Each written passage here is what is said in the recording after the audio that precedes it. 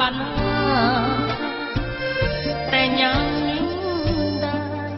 พอใจของนางสั่งมาถึงแม้นเป็นเพียงดอกไม้ก็ยังหาที่เบ่งบานจากบ้านมาสู้งานขยันเลื่อยไปน้องเป็นจังไงพอว่าอยู่บ่ลงค่าจากใจผู้บ้านถามข่าวน้องสาวคิดฮอดบ่น้อทางบ้านทำงานไม่หลายบ่น้อดอกยังเจ้าจงอา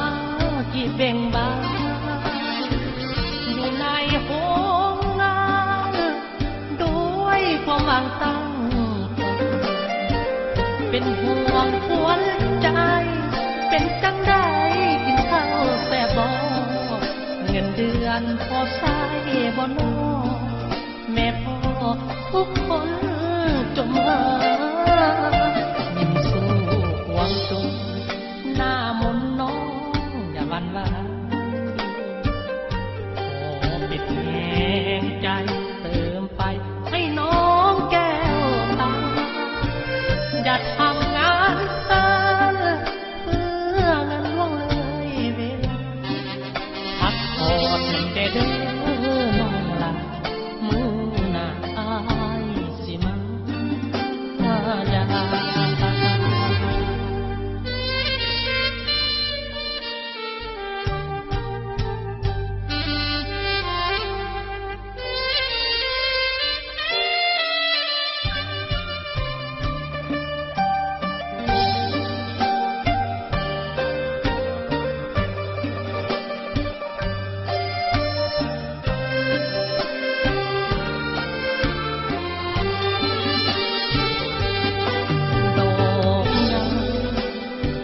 จงอา